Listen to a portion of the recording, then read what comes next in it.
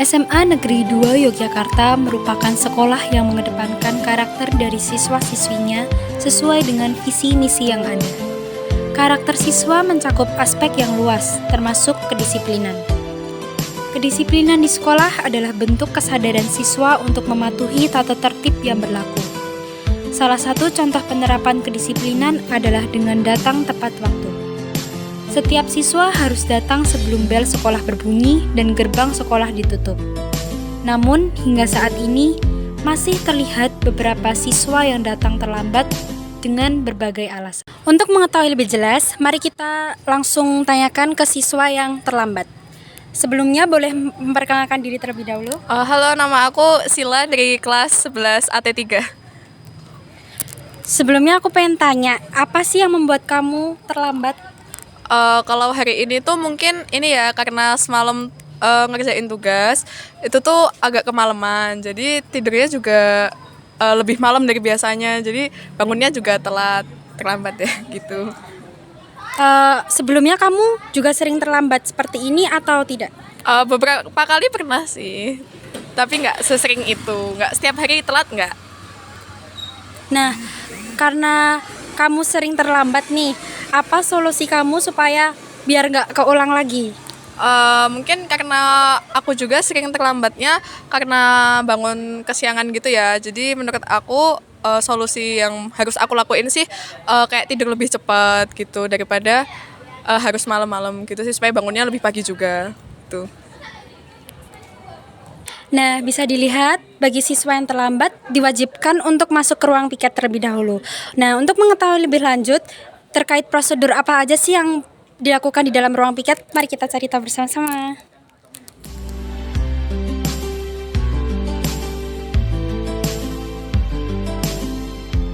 Sebelumnya Ibu boleh memperkenalkan diri terlebih dahulu.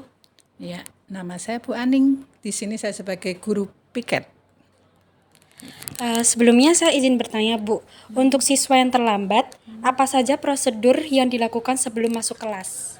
Ya, seperti biasa di tempat kami bagi murid yang terlambat yaitu yang belum menyanyikan lagu Indonesia Raya. Jadi kalau murid sudah menyanyikan lagu Indonesia Raya di wilayah sekolah, berarti anak nanti bisa dipersilakan untuk langsung ke kelas. Tapi kalau belum, nanti dilakukan penghormatan sekaligus menyanyikan lagu Indonesia Raya dan berdoa. Selesai itu nanti juga mengisi data keterlambatan dan nanti kita akan berikan surat izin masuk ke kelas gitu. Untuk alasan dari mayoritas siswa yang terlambat tuh biasanya apa aja sih Bu? Alasannya itu macam-macam, ada kalanya bangun kesiangan, ban bocor, terus ketiduran, keempat itu karena nganter adik dulu, kelima kadang buku ketinggalan diambil atau mungkin barang sesuatu HP juga ketinggalan, dia tidak ke sekolahan dulu tapi lebih baik pulang mengambil. Nah, di situ. Apa ada hari tertentu yang banyak siswa terlambat? Kalau sejauh ini tidak ada, tapi ada beberapa murid hari tertentu itu dia izin, tapi izinnya tidak terlambat ya, izin untuk keterlambatan karena mengurus keluarga. Gitu. Lalu untuk siswa yang terlambat, itu apakah perlu dikenakan sanksi Bu? Dan jika perlu, itu contohnya sanksinya apa saja ya Bu? Alhamdulillah dari kami ini kan kita pembinaan tidak menggunakan sanksi secara fisik, tapi kan penghormatan itu kan bukan sanksi ya, itu kan malah menanamkan kedisiplinan dengan rasa nasionalisme. Terus tadi pertanyaan, adakah sanksi? Tidak, kita tidak ada sanksi, kita hanya pendataan. Dari pendataan itu nanti kita dinasihatin oleh satu waka kesiswaan dengan tim. Yang kedua nanti wali kelas, karena kalau beberapa kali sering terlambat, wali kelas juga memantau dan nanti bisa kolaborasi dengan guru bimbingan konseling supaya diberikan motivasi agar siswa tersebut itu tidak terlambat lagi, kalau bisa datangnya lebih awal lagi. Gitu. Baik Bu, terima kasih untuk waktu dan informasi yang sudah diberikan. Terima kasih. Selain datang tepat waktu, contoh penerapan kedisiplinan lainnya adalah menggunakan seragam sesuai aturan. Setiap sekolah pasti memiliki panduan penggunaan seragam setiap harinya. Bahkan di SMA Negeri 2 Yogyakarta terdapat buku tata tertib dan papan ketentuan seragam yang memberikan detail mengenai seragam yang harus digunakan. Namun, masih terdapat siswa-siswi yang tidak mentaati tata tertib tersebut. Di SMA Negeri 2 Yogyakarta juga terdapat tata tertib bernama Kastroda, yang salah satu tugasnya merupakan memastikan kelengkapan dan kedisiplinan atribut siswa. Selamat pagi. Di sini kita mau menanyakan terkait kelengkapan atribut hari ini. Sebelumnya boleh perkenalan dulu? Saya Chelsea Nivelia Agniasti dari kelas 11 SC 9. Nah, melihat aturan di belakang, menurut kamu udah sesuai belum sih terkait tata tertib pada penggunaan seragam? Belum nih Kak, saya kebetulan hari ini nggak pakai kerudung warna coklat sama sepatunya masih warna putih. Apa alasan yang membuat kamu enggak mentaati peraturan tersebut?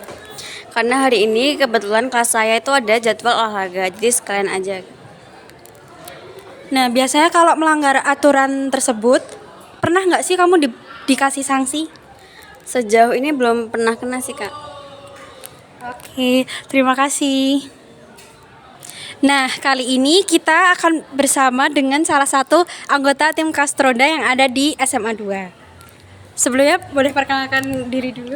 Nama aku Kinan dari kelas 11 SJ 9. Di Semada ini banyak siswa yang melanggar tata tertib mengenai atribut gak sih? Kalau menurut saya ada beberapa yang melanggar tapi nggak terlalu banyak.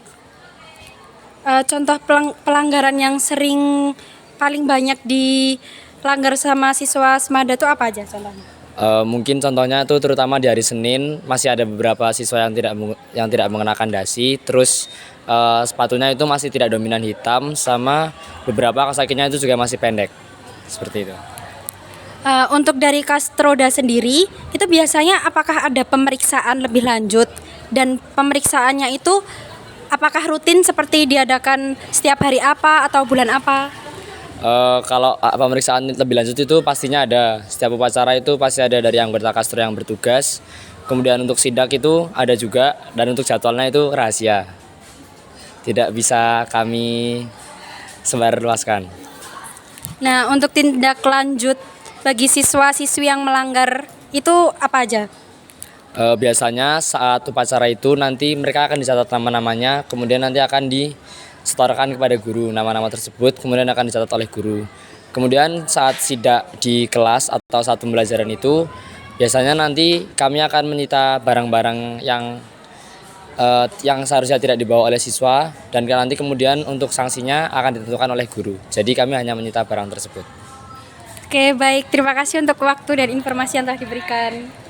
Dari kedua contoh penerapan kedisiplinan tersebut, dapat kita lihat bahwa masih terdapat beberapa siswa yang tidak mematuhi tata tertib yang ada di sekolah. Hal ini juga dapat dikatakan sebagai kelemahan dari karakter siswa. Oleh karena itu, perlu dilakukan edukasi terhadap siswa untuk menumbuhkan kesadaran terhadap kedisiplinan. Dengan adanya kedisiplinan, dapat membentuk karakter siswa yang lebih baik.